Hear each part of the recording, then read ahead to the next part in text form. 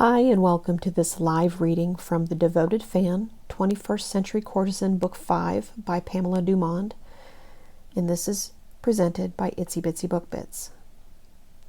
Chapter 1. Before. Maya. "Hurry up!" Dad yells up the stairs at Mom. This time it's a nice kind of hollering, not the mean kind. "They're almost here!" "Coming!" Mom yells back. "Who's almost here?" I ask. "Ruby's mom, Maureen, and her other daughter," my dad says. "Wear your best smile. Be cheerful. Be polite. Be nice to these people. Let's get this show on the road." "What if I don't want to?" "Not everything's always about you, Maya. Let's do something nice for your mother today. She really wants this." Years ago, before Ruby moved in, Mom and Dad both used to spend time with me. Dad and I would sit on the couch and watch TV. I'd do my homework at the kitchen table while Mom made dinner. But that was before she got pregnant, even though they had officially stopped trying, before they lost the baby. Sadness settled on our house like a fat cloud. Mom set up shrines for Angel Baby, one in her bedroom and one downstairs in the living room. Candles, crosses, a few blurry ultrasound photos in pink frames. I would have had a little sister. Mom disappeared into a depression after she lost the baby. No more kitchen time, no more home-cooked meals. Dad stayed later at the office, coming home drunk more often than not. Mom forgot she still had one living daughter and turned to church for peace and comfort. The Valium didn't hurt either. By the time I turned 13, I was resigned to my parents' indifference. I'd sit on hard pews for hours waiting for Mom to be done with choir practice or Bible study or whatever else God needed her to do. I did homework and wrote letters to my dad and boys I was crushing on. I was in junior high, eagerly awaiting newfound adventures, when 6-year-old Ruby landed at our house, courtesy of the foster care system. The last thing I needed was a surrogate little sister to babysit, especially one who wasn't technically mine. And then, like a trip to the orthodontist, I begrudgingly got used to her. Ruby wasn't horrible, but she did suck up my parents' attention. She was a slip of a little thing, a shimmer of pixie dust and magic, winding her way through our house and people's lives with a fetching smile. Everyone wanted to pet her and coo over her and buy her toys and pretty clothes. She was adorable, like a puppy. But I was hitting puberty, and in that awkward, angry phase where I wanted to be as far away from my parents as possible, and yet still crave their attention. I successfully avoided the majority of the babysitting requests and the "please can I play with you" nagging little girl pleadings. Every time I thought I couldn't stand being around her 1 second longer, I reminded myself that Ruby was temporary, a foster kid who would someday go back to living with her crazy mother.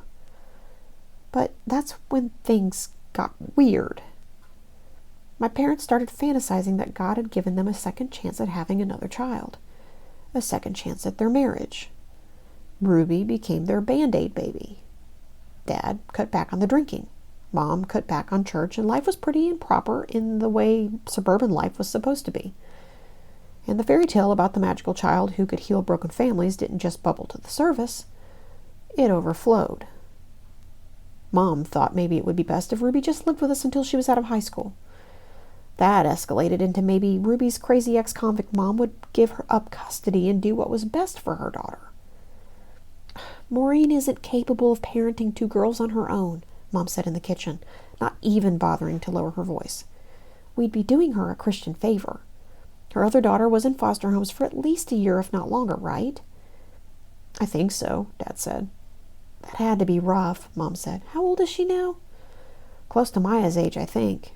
Letting her youngest go wouldn't be such a bad thing. We could do an open adoption. She'd get to see Ruby whenever she wanted." Almost whenever she wanted. "We'd pay the bills. It would probably be a relief for her." "Do I get a say in this?" I asked. "No," Mom said. "Sure," Dad said. "Just not today." At that moment, Ruby marched into the kitchen dressed in mud boots, a tutu, a pastel t-shirt, and a tiara. Mom stared at her with unadulterated adoration. "Oh my gosh, so cute!" I remembered when she used to look at me that way, and my heart pinched so hard it actually hurt. The plan was hatched to butter up Ruby's biological mom when she came to visit for Ruby's birthday. My parents would float the idea over a nice meal. show the ex-convict what an amazing life her youngest daughter could have in suburbia. It was one of those weird weather days in the Midwest, the sky's brilliant blue in one direction and stormy clouds in the opposite, rain still coming down. Outside, Ruby's mother and her other daughter were standing on the sidewalk staring at our house. I got the shivers when I looked at Ruby's sister. It felt like I knew her from somewhere, but I couldn't put my finger on it. It didn't matter. I was not going to be polite. I was not going to get the show on the road. The doorbell chimes and Murphy promptly races down the side yard and leaps at the wooden gate. I go to put him in his kennel when I overhear Ruby saying, "I don't want to go out with you and Mom today. I want to stay here, Evie. Stay with my other mama." I move closer to the fence. Ruby's sister, Evie, puts her hand on her shoulder and says, "Listen to me. You have one mother and she wants to spend your birthday with you." "I have two mothers," Ruby says, "and I want to spend my birthday with Mama Ryan." "You can spend birthday night with Mama Ryan. And don't call her Mama in front of Mom. She's your real mother." Ruby pouts. "But it's my birthday." "Happy birthday, kiddo. Here's the thing. Mom took a train to get here, then a bus. We even walked in the rain just to hang out with you on your special day. How old are you?" 7. "Do you know what happened 7 years ago on your birthday?" "No." "That's the day Mom went to the hospital. That's the day she went through all that pain and all that pushing and all that weird breathing to give birth to you. That's why today is your birthday." "Huh?" "If you think about it, it's Mom's special day too. You're spending your birthday with your real mom." I stared at this girl through the slat in the fence, feeling that she would talk sense into her mother and squash this adopting Ruby idea like a bug under a thick shoe. "And from what I hear, Mr. and Mrs. Ryan already have a daughter. Maybe she needs attention too," Evie says. "Maybe she needs to be loved just as much as you do."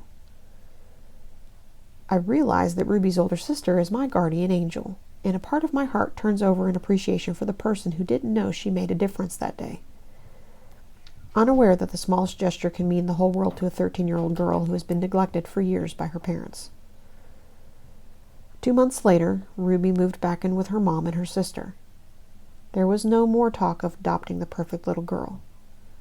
No more stupid little Ruby to get between my parents and me. A month later, Dad left and filed for divorce. And life changed forever.